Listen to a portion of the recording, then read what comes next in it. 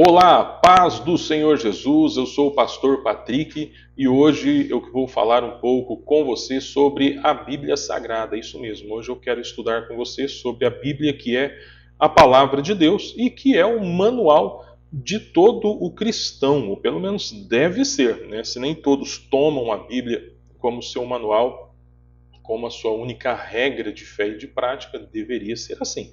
Todo cristão, todo crente precisa ter a Bíblia como sua única regra de fé e de prática, tá bom? Então nós vamos entender um pouco mais a palavra do Senhor, estudar sobre ela hoje e para começar, vamos fazer a leitura aqui do nosso texto básico que se encontra na segunda carta que Paulo escreveu a Timóteo, 2 Timóteo, capítulo 3, dos versos 14 ao 17, que nos diz da seguinte forma: Tu, porém, permanece naquilo que aprendeste e de que foste inteirado, sabendo de quem o tens aprendido e que desde a tua meninice sabes as sagradas escrituras. Veja só que Paulo trata a Bíblia como algo de Deus, sagradas escrituras, que podem fazer-te sábio para a salvação. A palavra de Deus é inerente à salvação, que podem fazer-te sábio para a salvação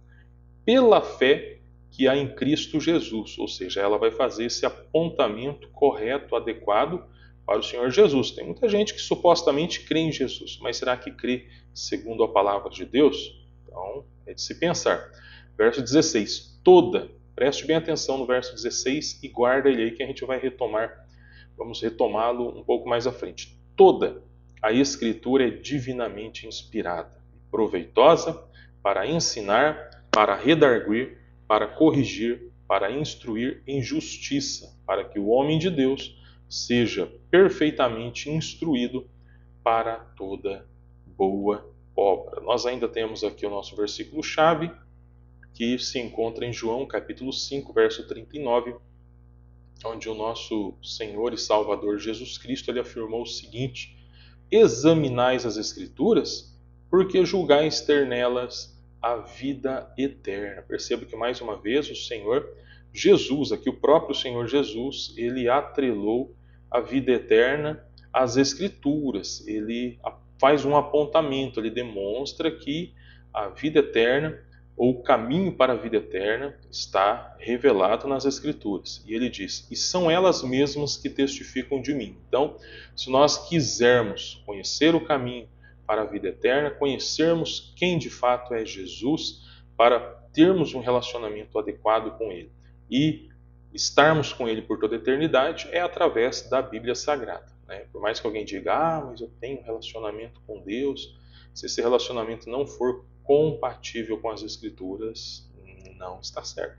Se alguém acredita que vai morar no céu, que vai morar com Deus, mas se não vive segundo ensina as Escrituras, também não está correto, não está adequado. É perigoso, muito perigoso, porque Jesus afirmou que as Escrituras é que apontam para a vida eterna, mostram o caminho para a vida eterna. E por quê? Porque as Escrituras apontam para Ele mesmo, para Cristo Jesus, que é, né, o único que pode conceder a vida eterna, livrar o homem da condenação, do pecado e dar-lhe a vida eterna juntamente com Ele. Tá certo? Então, muito bem, prosseguindo aqui, nós vamos começar trazendo aqui uma breve definição, né, a respeito da palavra, o termo Bíblia, que não aparece no próprio texto sagrado, mas a palavra Bíblia ela é derivada do termo grego, no vocábulo grego biblos, nome que foi dado aí pelos gregos para se referir à folha do papiro, né? O papiro que era onde o texto sagrado era compilado inicialmente, né? Depois, posteriormente, que ele foi utilizado o pergaminho, né? Um material aí mais durável. Inicialmente, o texto sagrado era escrito, né, no papiro. Então veja bem, o rolo pequeno de papiro ele era chamado de biblion. E quando juntos, ou seja, um número, né, de alguns papiros, eles eram chamados de Bíblia. Então quando juntos esses pequenos rolos, né, de papiro, eles eram chamados de Bíblia, que na verdade significa uma coleção de pequenos livros. E é exatamente o que é a Bíblia, né? Por mais que hajam alguns livros um pouco mais extensos, como o livro dos Salmos, como Gênesis, como Isaías, mas o fato é que, de um modo geral, são pequenos livros que estão contidos na Bíblia Sagrada. Então a Bíblia ela é uma coleção de livros pequenos, não livros quaisquer, mas livros inspirados pelo Senhor. Mas a gente vai tratar disso um pouco mais adiante. Bom, a Bíblia Sagrada, né, grosso modo, poderíamos dizer que há duas principais divisões, ou duas principais grandes partes, né, sendo o Antigo Testamento e o Novo Testamento, ou como alguns preferem, eu acho que é mais coerente mesmo, o Primeiro Testamento e o Segundo Testamento, porque quando a gente fala antigo dá uma ideia assim de algo ultrapassado que não tem mais valor. E com certeza o Primeiro Testamento ou o Antigo Testamento ele tem sim todo o valor para nós nos dias atuais e nós podemos através dele compreender. Já pensou a Bíblia sem o Antigo Testamento? Como nós saberíamos como Deus criou o mundo, como era no início, né? O primeiro casal, a primeira família, o desenvolvimento histórico, né? Inclusive de todas as nações, né? Como tudo começou, enfim, nós perderíamos muita coisa. Então, aprove ao Senhor preservar, né, o texto do Antigo Testamento para que pudéssemos ter um conhecimento mais amplo a respeito do seu propósito, do seu plano de redenção, seu plano de salvação. Tá bom? Então, o Antigo Testamento ele é composto por 39 livros que foram escritos aí na sua grande maioria em hebraico. Por que nós falamos que foram escritos na sua maioria em hebraico? Porque tem algumas pequenas partes que foram escritas em aramaico, tá bom?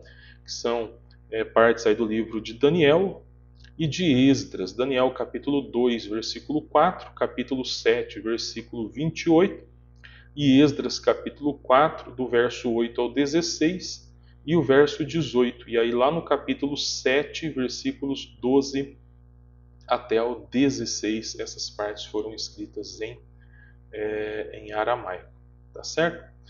O Novo Testamento é composto por 27 livros, sendo que todos esses livros foram escritos em grego, que é chamado de grego koiné, ou seja, o grego comum, grego que era falado pelo povão, né, falado pelas pessoas mais simples, ou seja, era falado por todas as pessoas naquela ocasião. Né, o povão falava esse tipo de grego. Tá legal? Então, o Antigo e o Novo Testamento, eles somam, né? A Bíblia é composta então por 66 livros. E aí nós vamos ver que esses livros podem ser subdivididos, né, em algumas seções, vamos dizer assim, para que melhor possamos compreendê-los. Então, o Antigo e o Novo Testamento possuem subdivisões que estão relacionadas à classificação desses livros, que se dão da seguinte forma. O Antigo Testamento poderíamos dizer aí, poderíamos citar aqui, né, vamos citar aqui a primeira subdivisão, que é o Pentateuco. Os cinco primeiros livros são os 5 livros da lei, né, Gênesis, Êxodo, Levítico, Números e Deuteronômio. Não significa que eles só tratam de lei, mas que na sua maioria eles tratam de leis, dão uma ênfase, né, a respeito das normas que Deus estabeleceu para o seu povo, né? Começando em Gênesis, terminando em Deuteronômio, compondo aí 5 livros da lei. Claro que o livro de Gênesis ele trata mais a questão do início do mundo, como Deus criou, né? A criação, a queda do homem, as consequências da queda, enfim, ele não dá tanta ênfase, né, com relação à lei, pelo menos não, vamos dizer assim, a lei formal como Deus estabeleceu após a saída do seu povo lá do Egito, mas ele estabelece alguns princípios que inclusive vão ser normatizados posteriormente. Se a gente olhar, por exemplo, no livro de Gênesis, nós vamos ver o estabelecimento da pena de morte, que Deus fala para Noé, né, que o homem que derramasse o sangue pela mão do próprio homem deveria ter também o seu sangue derramado. Enfim, de um modo geral, de um modo mais amplo, é tratado de alguma forma também no livro do Gênesis, mas é a partir de Êxodo, mais especificamente a partir dos 10 mandamentos, e é que Deus vai tratar de uma forma mais específica e mais bem delineada essa questão das leis, a partir de Gênesis, de Êxodo 20 e nos livros subsequentes, posteriores, tá bom? Uma outra subdivisão, né, para uma melhor classificação, um melhor entendimento. É importante deixar claro que essas subdivisões elas auxiliam na compreensão do gênero literário, porque a interpretação, quando a gente vai estudar hermenêutica, a gente vai ver que um dos pontos também muito importantes, fundamentais para uma boa compreensão do texto sagrado, é saber identificar o gênero literário de uma obra, para que possamos interpretar aquela obra corretamente, porque cada gênero precisa ser interpretado segundo a forma como ele foi escrito, tá bom? Então, os livros históricos são 12 livros, né? São compreendidos aí em 12 livros, que começa com Josué, passa por Juízes, Ruth, 1º e 2º Samuel, 1º e 2º Reis, 1º e 2º Crônicas, Esdras, Neemias e Esther. Então, são 12 livros que vão narrar aí os eventos históricos relacionados não somente, principalmente, né, mas não somente a Israel, mas envolve também outras nações que vão com certeza enriquecer o nosso conhecimento, mesmo pessoas que não, vamos dizer assim, digam que não creiam na palavra de Deus, eu não creio na palavra de Deus, mas é um documento histórico, querendo, gostando elas ou não, mas é um documento histórico que serve também aí para uma compreensão, para um entendimento, né, do mundo antigo, vamos assim dizer. Uma outra subdivisão se encontra aí de Jó até Cantares, né? São os livros poéticos ou sapienciais, são 5 livros também, que compreendidos aí em Jó, Salmos, Provérbios, Eclesiastes e Cantares, ou Cântico dos Cânticos, né? Então esses livros, eles trazem aí o ensino bíblico, vamos dizer assim, trazem a vontade de Deus revelada de uma forma poética. E talvez você pode se perguntar, olha, mas eu não encontrei rima, né, no livro dos Salmos, Jó. É porque no nosso idioma, na nossa língua, a principal marca, ou uma das principais marcas, né, da poesia é a rima, mas na poesia hebraica não. Na poesia hebraica é o paralelismo e a antítese, que nós vemos quando nós vamos ver constantemente, né, numa linha, numa frase, por exemplo, de um salmo, traz uma ideia na primeira linha e na segunda linha reforçada. Deixa eu pegar a Bíblia aqui para mim dar um exemplo aqui para você. Por exemplo, o Salmo 24, no versículo 1, diz assim: do Senhor é a terra. Veja bem, a partir do momento que dissesse aqui, do Senhor é a terra, pronto, já está resolvido. Se do Senhor é a terra, é tudo que tem na terra, né? Mas diz, do Senhor é a terra e a sua plenitude, o mundo e aqueles que nele habitam. Ora, na nossa língua isso seria até mesmo meio que redundante, porque se do Senhor é a terra, é tudo que está na terra, né? A sua totalidade. Né? Não precisaria dizer que é a plenitude, e muito menos o mundo e aqueles que nele habitam. Por quê? Porque se do Senhor é a terra, então é tudo que tem na terra, pertence ao Senhor. Mas na poesia hebraica, isso reforça, né, a ideia, reforça uma verdade que quer ser demonstrada. Agora vamos ver aqui uma antítese, por exemplo, que nós podemos encontrar. Vou pegar o Salmo 1 aqui mesmo. Bem-aventurado o varão que não anda segundo o conselho dos ímpios, nem se detém no caminho dos pecadores, nem se assenta na roda dos escarnecedores. Aí, até o versículo 3, ele vai tratar do justo, né? Vai tratar do justo. A partir do versículo 4, ele vai fazer um contraste falando do ímpio, dizendo, não são assim os ímpios. Veja, há um contraste entre o justo e o ímpio. Não são assim os ímpios, mas são como a moinha que o vento espalha. Pelo que os ímpios não subsistirão no juízo, com os pecadores na congregação dos justos. Então perceba, nós vamos encontrar muitas vezes, às vezes no primeiro verso vai falar do justo, e no seguinte vai falar do ímpio, vai fazer contraste entre a sabedoria e a tolice, entre várias coisas da vida, vários fatores da vida que têm relevância, principalmente tem relevância para a vida eterna. Então, por que são também classificados, além de livros poéticos? Poéticos é por conta do seu gênero literário mesmo. Por que são chamados também de livros sapienciais? Porque eles tratam da sabedoria, né? São livros, né, que tratam da sabedoria, que observam as coisas que acontecem na vida e traçam paralelos com a vontade do Senhor. Tá bom? Então são livros de sabedoria que nos instruem como viver bem, como viver segundo a vontade de Deus, como devemos agir para termos uma vida melhor. Tá bom?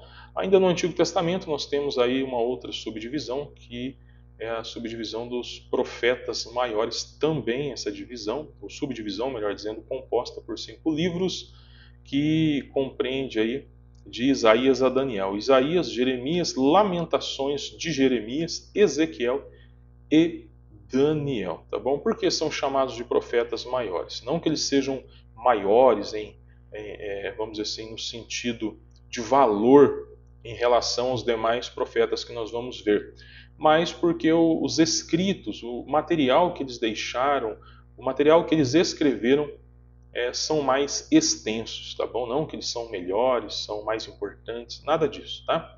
Então, Isaías, Jeremias, a Lamentações, o livro de Lamentações, escrito por Jeremias também, né? Lamentações de Jeremias. Então, nós temos 4 profetas e 5 livros proféticos, tá? Ezequiel e Daniel. Os profetas menores, como eu já disse, não são inferiores em importância aos demais, mas escreveram livros de conteúdo menos substancial, ou seja, escreveram menos, né? Tamanho menor. Compreende-se aí 12 livros, que vai de Oséias até Malaquias, sendo Oséias, Joel, Amós, Obadias, Jonas, Miqueias, Naum, Abacuque, Sofonias, Ageu, Zacarias e Malaquias, tá bom? Então são livros proféticos, dispensam, né, muitos comentários, exceto que, principalmente, né, o livro do profeta Daniel, ele não em sua maioria, não é somente um livro profético, mas é um livro também escatológico, uma vez que ele faz apontamentos de profecias que irão se cumprir nos últimos dias. Eu diria que já estão, de algum modo, já começaram a se cumprir, porque eu acredito que nós já começamos a viver os últimos dias. Aliás, os últimos dias começaram, né, com a vinda de Jesus, o escatom, né, começou com a vinda de Jesus. Ele disse, ele intercalava entre está perto e é chegado o reino de Deus, e eu creio que o reino de Deus já iniciou ali, em alguma medida, em alguma forma, com a vinda de Jesus, e vai culminar na sua segunda vinda. Mas Daniel, ele é um livro, então, não somente profético, mas é um livro escatológico também, que trata não só de profecias que deveriam acontecer no decorrer da história, mas profecias que que têm a ver exatamente com os últimos dias, né, como a última semana de Daniel, né, que a boa parte dos teólogos acreditam se tratar da grande tribulação, né, e da assolação que vai acontecer sobre Israel, né, a profanação do templo, enfim, são vários fatores, vários eventos que são descritos no livro de Daniel que nós acreditamos que vão acontecer durante a grande tribulação, tá? E também outro livro também que merece um destaque especial, eu acredito, é o livro do profeta Isaías, que é o profeta aí que mais fala a respeito de Jesus, profetiza a respeito de Jesus, né? Textos aí bastante conhecidos e citados, né? Que é o capítulo 7, versículo 14, capítulo 9, versículo 6, enfim, Isaías também merece um destaque especial. E os livros dos profetas menores, especialmente, eles tratam a respeito, né, da condição, da decadência, né, moral de Israel, que gerava decadência econômica, decadência na questão da justiça e o tratamento, o juízo de Deus, não só com Israel, mas também com várias outras nações. Tá certo? Bom, então a outra grande parte da Bíblia, se é que dá para dizer outra grande divisão, o Novo Testamento. O Antigo também chamado por muitos de Primeiro Testamento. Eu até prefiro, né? Porque tem gente que vai achar, o Antigo Testamento dá a ideia assim de algo ultrapassado, algo que não tem mais valor, algo que não acrescenta, né? É velho, deve ser substituído, ainda mais num contexto social que nós vivemos hoje, onde muitas pessoas são progressistas, tendem a achar que o novo é melhor do que o velho, e não funciona. Nem sempre isso funciona assim, né? Então, eu não diria que o Novo Testamento é melhor do que o Velho Testamento. O Novo Testamento ele é um complemento. Ele complementa, ele traz cumprimentos de coisas que foram ditas, de profecias que foram ditas no Antigo Testamento, e ele complementa muita coisa que eram apenas apontamentos, eram sombra, né, como disse Paulo escrevendo aos Colossenses, que era apenas sombra das coisas que haviam de vir. E aí, quando vem no Novo Testamento, nós temos uma melhor compreensão, muita coisa se cumpre. Jesus disse que não veio para abolir a lei, mas ele veio para cumprir. Então, é aquilo que era dito, muitas vezes de forma simbólica, representativa no Antigo Testamento, se cumpre em Cristo Jesus, nosso Senhor, né? Nosso Senhor Jesus, ele morre na cruz do Calvário como Cordeiro perfeito, enfim, ressuscita.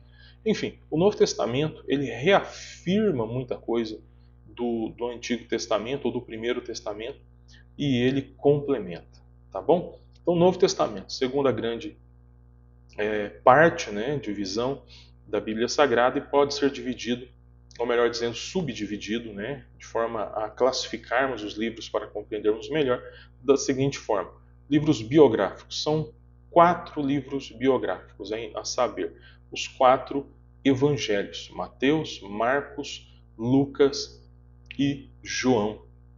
Por que são chamados de biográficos? Porque eles tratam da biografia, da vida de Jesus, né? O principal aspecto desses 4 livros, né, é demonstrar, é proclamar, é revelar ao mundo quem foi ou quem é Jesus, como ele viveu, né, a partir do momento que ele encarnou, ou seja, ele assumiu uma forma corpórea. Jesus sempre existiu, ele é pré-existente juntamente com o Pai, ele é eterno junto com o Pai, junto com o Espírito Santo, mas ele assumiu uma forma corpórea porque o pecado exigia a morte, o derramar de sangue. E sendo somente Deus, ele não derramaria sangue. Então ele assume uma forma corpórea, morre na cruz do Calvário, derrama o seu sangue, satisfaz a exigência, pois foi o próprio Deus no conselho da Santíssima Trindade que definiu assim que se o homem pecasse, ele deveria morrer. Mas como Deus ama tanto o homem e não queria que o homem morresse, então Deus então dá esse escape, essa oportunidade de redenção ao homem, envia Jesus para morrer em nosso lugar, de modo que todo aquele que nele crê não pereça, mas tenha vida eterna. Em João capítulo 3, versículo 16. Então, é biográfico porque trata da vida do Senhor, né? Também são chamados de evangelhos porque eles demonstram, eles proclamam, vamos dizer assim, eles registram as boas novas. O que é boas novas ou boas notícias? São as notícias boas de que há esperança para o homem. O homem pode ser salvo, mesmo sendo um pecador miserável. Deus o ama. Deus quer perdoar os seus pecados, quer transformar a sua vida, e o homem pode ser perdoado por conta daquilo que Jesus Cristo fez na cruz do Calvário. Tá certo? Então, por isso também é chamado aí de evangelho. São 4 evangelhos, e sendo esses 4 evangelhos, 3 que são chamados de sinóticos ou semelhantes, porque a maioria das passagens que um registra, o outro também registra, e podem então ser estudadas, lidas lado a lado, de forma que não há contradição, como alguns sugerem, não há contradição, mas há complemento, complementação. Um complementa, um fala de algo que o outro não falou. Mas num fala de 2 endemoniados, no outro livro fala só de um. É porque num determinado livro o escritor ele se ateve mais àquele endemoniado, chamou mais a sua atenção, então ele foca naquele. Já o outro descreve de uma forma mais genérica, mais ampla, sem se deter a muitos detalhes, então ele fala de um modo geral. Enfim, não há discrepância. E aí que é importante entrar, né, a harmonização, a harmonia dos evangelhos, que é possível fazer sem grandes dificuldades. Temos um livro histórico no Novo Testamento, né, classificado assim porque narra, né, os primórdios da igreja, né, o início da igreja, né, o livro de Atos dos Apóstolos, embora alguém acredite, né, defenda, e eu acho que seria bem plausível, né, que se chamasse Atos do Espírito Santo, porque na verdade é o Espírito Santo que age o tempo todo através da vida dos apóstolos. Mas Atos dos Apóstolos, então, vai aí narrar, né, vai narrar para a gente o início da igreja, como tudo começou, como foi a perseguição, como foi também a manifestação de Deus na vida e através da vida dos apóstolos, como eram os primeiros cristãos, enfim, vai lançar aí luzes para a gente a respeito desse primeiro período da igreja. Depois nós temos aí uma outra subdivisão, que são as epístolas, né? As epístolas paulinas, que somam 13 epístolas ou 13 cartas, compreendendo Romanos, primeira e segunda a Coríntios, Gálatas, Efésios, Filipenses, Colossenses, primeira e segunda a Tessalonicenses, primeira e segunda a Timóteo, Tito e Filemão. E aí nós poderíamos até lançar uma outra subdivisão aqui, né, que seria as epístolas pastorais ou cartas pastorais, que seriam no caso aí três, né, primeira e segunda a Timóteo e Tito, né, que Paulo escreve aí para esses jovens ministros aí do Senhor, tá bom? Ainda falando do Novo Testamento, nós temos dentro aí da divisão das epístolas, né, epístolas gerais, ou seja, que foram escritas por pessoas anônimas, como é o caso de Hebreus, embora alguém acredite que tenha sido Paulo, a maioria, me parece, que acredita que seja anônima, não tem como definir exatamente quem foi que escreveu, e há alguns intérpretes da Bíblia que dizem que o menos provável que tenha escrito Hebreus é justamente o apóstolo Paulo. Paulo ele tem uma marca muito forte na sua apresentação, na sua saudação, ele sempre faz questão de deixar claro que ele está escrevendo, que ele é servo de Cristo, que ele é apóstolo pela vontade de Deus, e ele sempre emprega o termo, ao invés de Jesus Cristo, emprega com frequência Cristo Jesus. Enfim, tem algumas marcas que são muito peculiares ao apóstolo Paulo que não aparecem em Hebreus. Então, alguns intérpretes acreditam que seja mais possível, né, que tenha sido, quem sabe, talvez, é uma mera hipótese, tá? Talvez, quem sabe, tenha sido Apolo que tenha escrito, mas assim, é uma mera especulação. Então é anônima, tá? Carta aos Hebreus, Epístola aos Hebreus é anônima. Temos a epístola escrita por Tiago, primeira e segunda epístola de Pedro, primeira, segunda e terceira epístola de João e Judas. Olha, interessante, eu vou deixar marcar algo aqui para você, ó. Porque aqui na divisão anterior nós vamos ler o quê? Epístolas paulinas, carta aos Romanos, não carta de Romanos, né? E nem livro de Romanos, embora de modo, grosso modo, seja um livro, é contado como livro também, mas de forma mais específica é uma carta, tá? Na sua classificação literária. Primeira e segundo, primeira ou segunda, não é de Coríntios, é a Coríntios. Por quê? Porque essas epístolas, Romanos, foi escrita aos irmãos que residiam em Roma, então é carta aos romanos. Primeira e segunda carta aos Coríntios também não foram escritas de Coríntios ou por Coríntios, foram escritas para os irmãos que residiam na cidade de Corinto. Então é primeira e segunda aos Coríntios. Gálatas também não é carta de Gálatas, é carta aos Gálatas. E assim sucessivamente aqui nessa primeira divisão das epístolas, né? Epístolas paulinas, primeira e segunda carta de Paulo a Timóteo, a Tito, a Filemão. Mas aqui nós temos carta aos Hebreus, né? Que segue o mesmo princípio da divisão anterior, subdivisão anterior.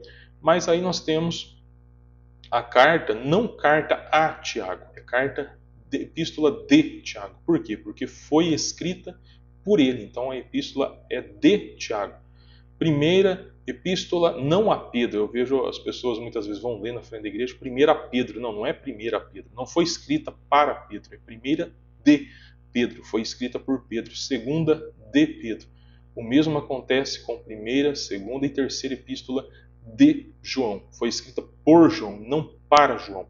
E o mesmo acontece com Judas, epístola de Judas e não a Judas. Tá? Então é uma coisa simples, mas interessante. Meu pai na fé marcou muito isso na minha vida quando ele estava fazendo discipulado antes de ser batizado. E parece uma coisa muito simples, e mas eu vejo gente boa aí, gente estudada, com nível superior, às vezes pastores também que fazem, cometem esse erro, né? Simples, mas que não interfere, talvez, até na questão do entendimento, mas que não está correto. Tá? Temos um livro escatológico no Novo Testamento, que é o livro do Apocalipse. Né? O livro aí que o Apocalipse, a ideia do Apocalipse é tirar a cortina, tirar o véu, descortinar, trazer à vista aquilo que até então estava oculto. Né? Então esse é o papel do Apocalipse. Né? Por isso que também alguém traduz por revelação, porque o Apocalipse ele faz isso, ele revela aquilo que está oculto, especificamente a respeito dos últimos dias, a respeito das coisas que hão de acontecer nos últimos tempos. Então essas são as subdivisões aí da palavra de Deus. Nós vamos ver ainda sobre a questão da produção do texto sagrado, tá bom? Então vamos lá. Como que foi produzido o texto sagrado? Vamos marcar alguns pontos. Primeiro, Deus ele inspirou aproximadamente. Por que aproximadamente? Porque como nós já vimos, existem alguns livros, epístolas, que, no caso, epístola é só uma, né? No caso de Hebreus, mas existem livros que não há muita certeza com relação a quem de fato escreveu. Né? Então, aproximadamente 40 homens Deus inspirou para redigir a sua palavra. Então, olha que interessante, que é até um argumento em favor da inspiração de Deus. Nós vamos entender melhor o que vem a ser inspiração. Eles viveram, na sua maioria, em épocas e lugares diferentes, sem ter qualquer contato uns com os outros. Só que é interessante que, mesmo assim, a tônica principal da salvação, que é Jesus Cristo, né? Eu penso que gira em torno de dois pontos principais, que o homem é um pobre, miserável pecador e não pode salvar a si mesmo, que ele só pode ser salvo por Cristo Jesus. Essa tônica, ela gira em toda a Bíblia Sagrada, não há discrepância, não há desentendimento, mas há uma concordância entre os escritores da Bíblia. Tá? Então veja bem, Deus usou pessoas com instrução elevada, como por exemplo Moisés e Paulo, mas também usou, homens muito simples, né, bastante simples, como Amós e Pedro. Olha só, que interessante. Quando nós lemos em Atos capítulo 7, verso 22, diz que Moisés foi instruído em toda a ciência dos egípcios e era poderoso em suas palavras e obras. Se você acha que é pouca coisa isso, até hoje os engenheiros da atualidade, os engenheiros modernos, não conseguem apresentar aí como que eu posso dizer assim, uma explicação muito convincente a respeito de como aquelas pirâmides elas foram construídas, tá? Para você perceber que era uma tecnologia extremamente avançada, né? Então o Egito possuía um conhecimento de engenharia muito grande e, dentre outras coisas também, né, a questão de embalsamar os mortos. Até hoje a ciência moderna também quer entender como que eles faziam aquilo durar tanto tempo, né, os restos mortais durarem milênios, né, como já foram encontrados aí com milênios, e estão lá consideravelmente em bom estado. Tá? Então, Moisés foi instruído, né? Era como se fosse hoje, talvez, estudar em Harvard, em Oxford, Princeton, alguma coisa nesse sentido. Era um centro, vamos dizer assim, de conhecimento, de saber muito grande. Moisés foi instruído em toda essa ciência egípcia. Tá? Atos capítulo 5, versículo 34, falando a respeito de Paulo, diz: Mas levantando-se no conselho um certo fariseu chamado Gamaliel, doutor da lei. Por que eu citei esse texto? Porque veja bem o Atos 22, 3. Quanto a mim, Paulo, no caso era Paulo, né? Tá coloquei entre parênteses, sou judeu, só para fazer sentido, né? Sou judeu, nascido em Tarso da Cilícia e nesta cidade criado aos pés de Gamaliel. Então Paulo também foi ensinado aos pés desse doutor da lei, deste grande sábio da antiguidade. Então, consequentemente, era também um homem que adquiriu um profundo conhecimento. Mas também a Bíblia tem como seus escritores pessoas extremamente simples. Olha só o Amós. Quem era o Amós? As palavras de Amós, que estava entre os pastores de Tecoa. 7,14, Amós 7,14. Respondeu Amós, dizendo a Amazias: Eu não sou profeta. Ou seja, profeta, vamos dizer assim, que estudou numa escola de profetas, foi treinado, foi preparado. Ele diz: Eu não sou profeta, nem filho de profeta, mas boiadeiro e cultivador de sicômoro. Era um homem da roça, um homem da lavoura, da pecuária, né? Um homem extremamente simples, que não se dedicou a grandes estudos, mas Deus levantou e usou, que mostra para a gente que Deus ele pode usar tanto o sábio, né, no sentido, não diria o sábio, mas aquele que tem muito conhecimento, porque sabedoria é outra coisa. Com certeza Amós também era um homem extremamente sábio, assim como Pedro, que nós vamos citar. Mas eles não tinham assim aquele conhecimento tão amplo como Paulo e como Moisés, mas eram sábios, porque a sabedoria é uma capacidade que permite aplicar o conhecimento que se tem, seja muito ou pouco, da melhor forma possível, tá? Então, Mateus, capítulo 4, 18 diz: E Jesus viu a dois irmãos, Simão, chamado Pedro, e André, os quais lançavam as redes ao mar, porque eram pescadores. Então, veja bem, Pedro também foi um homem extremamente simples, né? Muito provavelmente tinha pouca cultura. Os grandes eruditos aí do idioma grego dizem que as cartas de Pedro são bastante difíceis até de serem compreendidas no original, porque ele troca, ele tem uma dificuldade muito grande, teve, né, uma dificuldade grande na hora de escrever. Tá? Então Pedro era um sujeito simples, mas que foi muito usado por Deus, inclusive para escrever, né, e deixar um legado escriturístico aí para gente, para nós. Né? Então veja bem, essa produção do texto sagrado, ela levou cerca de 1.600 anos para ser concluída. Aproximadamente 1500, começou em 1500 a.C.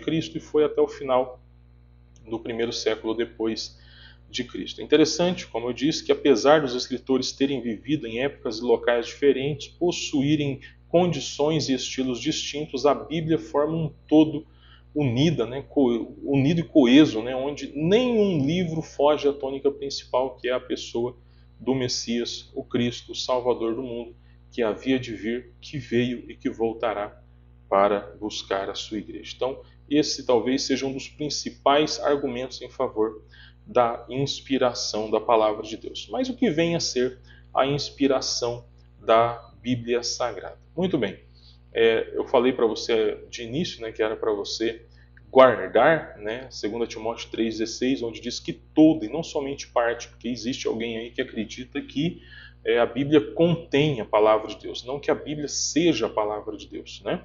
A Bíblia não contém apenas a palavra de Deus, ela é a palavra de Deus. Paulo afirmou que toda, e não somente parte, mas toda a Escritura é inspirada por Deus, tá bom? E o termo grego aí usado para inspirado por Deus é o vocábulo grego theopneustos, né, formado aí de duas palavras, que é theos, Deus, e pneu, respirar, significa respirado por Deus, soprado por Deus, ou seja, apontando para a própria vida de Deus, próprio fôlego, a própria essência de Deus, que remete à sua natureza, ao seu caráter, o seu poder. Então a Bíblia ela revela quem Deus é, qual é a sua vontade, tudo aquilo que nós precisamos saber, conhecer para crer em Deus, para amar a Deus, para servirmos a Deus, está contido nas Escrituras Sagradas. Bom, tem três aspectos da inspiração que nós precisamos esclarecer aqui. O primeiro deles é quem é o autor. Veja bem, o próprio Deus é o autor, conforme nós já lemos, né, na segunda epístola de Paulo a Timóteo, capítulo 3,16, que ela é inspirada, ou seja, soprada por Deus, e segunda epístola de Pedro, capítulo 1, versículos 20 e 21, que nos dizem assim: sabendo primeiramente isto, que nenhuma profecia da Escritura é de particular interpretação, porque a profecia nunca foi produzida por vontade de homem algum, mas os homens santos de Deus falaram inspirados pelo Espírito Santo. Então veja bem que Paulo, ou melhor dizendo, Pedro reafirma o que o apóstolo Paulo também afirmou, que as Escrituras são inspiradas pelo Senhor, são inspiradas por Deus. Segundo aspecto da inspiração é que esses escritores eles foram inspirados por Deus por um determinado fim, ou para um determinado fim, melhor dizendo, de forma exclusiva e específica somente durante o exercício dessa missão. Ou seja, hoje alguém pode falar assim, nossa, olha a palavra, aquela frase que o pastor falou domingo, olha, aquela frase é inspirada. Está no texto bíblico? Não, então não é inspirada. Ela pode ser uma reflexão do texto inspirado, provavelmente vai ser uma reflexão do texto inspirado, ou se alguém veio com uma nova revelação, cuidado.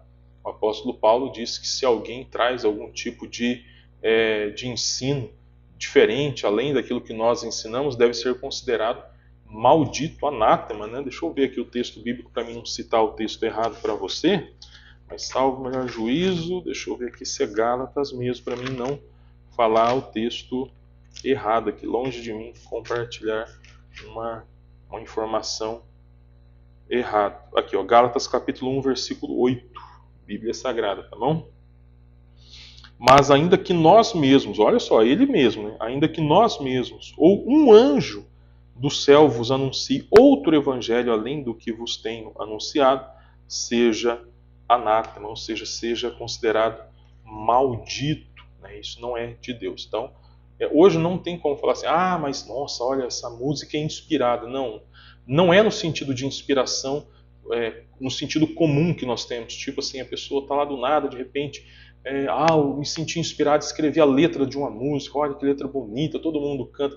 Não é nesse sentido, né? É num sentido muito mais específico, no sentido de que o Espírito Santo direcionou, conduziu o escritor a colocar no papel, naquela ocasião, né, no papiro e também no pergaminho, né, no caso do Novo Testamento, tudo aquilo que Deus queria revelar a nós hoje, revelar ao homem, tá bom? E o terceiro aspecto a ser considerado é o escrito, né, que, interessante, que o produto do trabalho realizado sob inspiração divina de forma irrevogável e inalterável, pois passará os céus e a terra, mas a palavra do Senhor jamais passará. Então veja bem, o escrito é o produto do trabalho, tá bom? Desses escritores. Nós não temos autores, nós temos um autor que é Deus, temos aproximadamente 40 escritores. O escrito é o produto final, é o trabalho final realizado por esses homens, né, sob essa inspiração divina, de forma irrevogável, ou seja, não cabe retoque, não cabe alteração. Mas durou até o ano 1900, não sei quando. Não, passará os céus e a terra, disse Jesus, mas a palavra do Senhor jamais passará. Passará os céus e a terra, mas as minhas palavras jamais passarão, não hão de passar. Mateus 24, 35. Tá certo? Um outro ponto a ser considerado a respeito da palavra de Deus é a infalibilidade e inerrância das Escrituras, tá bom? A Bíblia ela não possui nenhum tipo de erro em seu texto original, né, chamados aí de autógrafos, que são os textos originais. Lembrando que nós não temos nenhuma cópia do texto original, nós temos cópia da cópia da cópia da cópia, enfim, os textos, como eu expliquei aqui, a princípio, texto sagrado, né, o Antigo Testamento era compilado, era escrito no papiro. O papiro, quando muito bem cuidado, ele durava cerca de 80, 100 anos, conservado num ambiente bem seco, né, direitinho. Então, o que acontecia? Antes desse papiro ele apagar, ou ele começasse a despedaçar, o que era feito? Então, era transmitido esse texto, era compilado para um novo papiro, antes de perder aquele papiro anterior. E você sabe que no processo de cópia pode e acontece erros na hora de escrever, omitir uma palavra, escrever duas vezes, esquecer um S, enfim, né, vários erros podem acontecer. Então, as cópias possuem sim erros gramaticais, tá? Mas nada que comprometa o sentido do texto bíblico, até mesmo porque existem muitas cópias de um mesmo livro, tá? Que podem ser comparadas. É um trabalho aí que para crítica textual, um trabalho que os críticos textuais fazem, né, comparando os textos. Olha, tem 10 cópias, que é um exemplo só, tem muito mais que isso. Tem 10 cópias que não tem essa palavra duas vezes. Então, provavelmente o copista, né, ele escreveu, o escriba, né, ele escreveu duas vezes aqui e foi, depois quando foi recompilado, escreveram duas vezes de novo, mas na verdade o correto seria uma vez só. Então tem como comparar, tem como, aqui tem tá no plural, aqui está no singular. Às vezes uma letra, né, pode mudar todo o sentido de uma palavra. Então, mas aqui tem uma letra, aqui tem outra. Mas quantos pergaminhos? Não, só nesse pergaminho tem essa letra. Não, então provavelmente esse está equivocado. Então tem como fazer essas comparações e chegar a um denominador comum acertado. Veja bem, a Bíblia ela não é um livro científico. Entretanto, todas as citações históricas, geográficas e científicas são verdadeiras. É importante citar isso aqui, que a arqueologia moderna ela tem corroborado, ou seja, fortalecido a narrativa bíblica através de suas descobertas, pois a partir das escavações tem sido comprovado lugares, né, tem sido comprovado que lugares, povos e eventos mencionados na Bíblia são plenamente verdadeiros, né, que até algum tempo atrás os, entre aspas, estudiosos, né, eles zombavam da Bíblia, porque onde já se viu essa cita determinada cidade, nunca existiu essa cidade, a Bíblia é mentirosa, a Bíblia é falaciosa e tal, a Bíblia está cheia de erros geográficos, históricos, e hoje, né, com a arqueologia, né, o auxílio da arqueologia, tudo isso tem caído por terra, tem sido comprovado que esses lugares existiram, esses povos existiram, as menções da Bíblia estão corretas. E o mesmo acontece com citações, às vezes citações científicas. Por exemplo, a Bíblia diz que eis que ele é o que está assentado sobre o globo terrestre, né? Isaías disse isso, e na época que Isaías disse isso era um absurdo, porque ninguém acreditava que a Bíblia era redonda, mas acreditava que a Bíblia era uma planície, né? Então, isso era um absurdo ser dito naquela época, mas Deus que criou a Terra sabia que a Terra sabe, né, que a Terra é redonda e inspirou o seu servo a dizer isso, dentre outras questões que nós não vamos nos ater muito aqui, tá? Então é interessante também que citar aqui a respeito ainda da infalibilidade, a inerrância das Escrituras, que grande parte das profecias já se cumpriram exatamente como foram preditas, né? Nós destacamos aqui a principal de todas as profecias, que é a vinda de nosso Senhor e Salvador Jesus Cristo, como nós lemos Isaías 7,14, que vai falar que, falando a origem, né, no caso do Messias, né, que seria de uma virgem, né? Eu vou ler aqui o texto para você mais uma vez, Bíblia Sagrada, Isaías capítulo 7, que eu disse para você que é o profeta, vamos dizer assim, messiânico, né? 7,14, e diz: portanto, mesmo o Senhor vos dará um sinal, eis que uma virgem conceberá e dará à luz um filho, e será o seu nome Emanuel, quer dizer Deus conosco. Então, uma virgem conceber, mas que loucura, como assim? Aconteceu com Maria, capítulo 9, né? Versículo 6, também outro texto também bastante conhecido, porque um menino nos nasceu, um filho se nos deu, e o principado está sobre os seus ombros, e o seu nome será maravilhoso, conselheiro, Deus forte, Pai da eternidade, príncipe da paz. E aí o cumprimento está em Mateus capítulo 1, versículos 18 ao 23, né? Mateus 1, 18 ao 23 diz: ora, o nascimento de Jesus Cristo foi assim, estando Maria, sua mãe, desposada com José, antes de se ajuntarem, achou-se ter concebido do Espírito Santo. Então José, seu marido, como era justo e não queria infamar, intentou deixá-la secretamente. E projetando ele isso, eis que em sonho lhe apareceu um anjo do Senhor, dizendo: José, filho de Davi, não temas receber a Maria, tua mulher, porque o que nela está gerado é do Espírito Santo, e ela dará à luz um filho, que lhe porás o nome de Jesus, porque ele salvará o seu povo dos seus pecados. Tudo isso aconteceu para que se cumprisse o que foi dito da parte do Senhor pelo profeta, que diz: eis que a virgem conceberá e dará à luz a um filho, e ele será chamado pelo nome de Emanuel, traduzido é Deus conosco. Louvado seja Deus. Essa é a principal profecia no meu entendimento, mas com certeza há várias outras profecias que têm se cumprido no decorrer dos séculos. Caminhando para o encerramento, então já nós vamos considerar aqui a atualidade da Bíblia. Interessante, eu gosto desse pensamento do saudoso, né, do grande e saudoso evangelista, pastor Billy Graham, que observou o seguinte: a mensagem da Bíblia é mais atual do que o jornal que vai circular amanhã. Né? Olha só que interessante, a mensagem da Bíblia é muito mais atual do que o jornal que vai circular amanhã. Né? Isso acontece, primeiramente, porque a palavra de Deus ela é viva e eficaz, conforme disse o escritor da epístola aos Hebreus, no capítulo 4, versículo 12. Ou seja, ela transmite a própria vida de Deus. Já vimos que a palavra é inspirada por Deus, soprada por Deus, tá?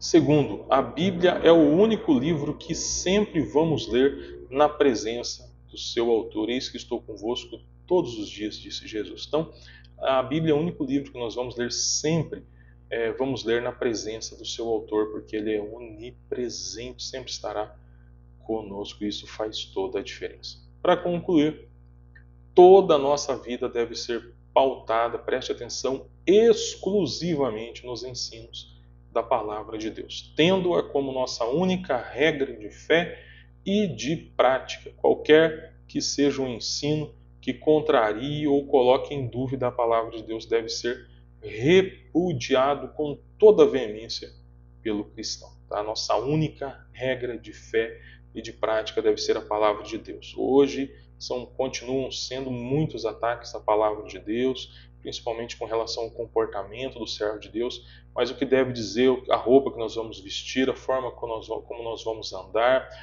o vocabulário que nós vamos expressar, o que deve dizer tudo isso, como vamos nos relacionar sexualmente, né? É a palavra de Deus. Não são as grandes mídias, não são supostas descobertas científicas, nada disso. O que vai nos nortear de forma única e exclusiva é a palavra de Deus, porque ela é a nossa única regra de fé e de prática. Amém? Então chegamos aqui ao final do nosso estudo, conhecendo o manual do cristão. Espero que você possa ter aprendido, possa ter crescido um pouco mais na graça, no conhecimento, na sabedoria do Senhor nosso Deus. E eu quero orar com você, mas antes de orar, se você chegou até o final comigo, eu quero pedir para você considerar curtir, se inscrever, compartilhar esse vídeo com o maior número de pessoas possível para espalharmos a palavra do Senhor. Comente também, deixe o seu comentário aí no vídeo, né? Porque isso é bom até mesmo para a gente produzir outros vídeos, trazer novos conteúdos, estudos bíblicos, reflexões, né? Então, você pode também deixar o seu comentário, desde que seja de forma respeitosa, pode até discordar, não tem problema, ninguém é obrigado a concordar com a gente, né? Mas concorde sempre com a palavra do Senhor, porque ela é a nossa única regra de fé e de prática. Amém? Então, eu quero orar com você. Pai querido, em nome do Senhor Jesus, te agradecemos, ó Deus, por essa oportunidade maravilhosa que o Senhor nos deu de meditarmos na Tua palavra. Ela que é a nossa única regra de fé e de prática, a qual nós devemos examinar, ó Deus, para conhecer o caminho da salvação, que é o Senhor Jesus. Conhecermos ao Senhor, termos em Ti nossa única fonte de esperança, aliás, de certeza de que estaremos contigo por toda a eternidade. Abençoa esse meu irmão, essa minha irmã, ó Deus, esse internauta que esteve comigo até este momento, que o Senhor esteja, que o Teu Espírito Santo esteja esclarecendo, Deus, tudo que nós falamos aqui no seu coração, aplicando ao seu coração, de modo que ela possa ter o desejo de aprender ainda mais, de crescer na graça, conhecimento, sabedoria e santidade do Senhor, o que nós te pedimos e agradecemos em nome do Senhor Jesus. Amém e amém. Muito obrigado por ter ficado até o final desse vídeo. Que Deus continue te abençoando grandemente. Essa é a minha oração em nome do Senhor Jesus. Fique na paz do Senhor Jesus.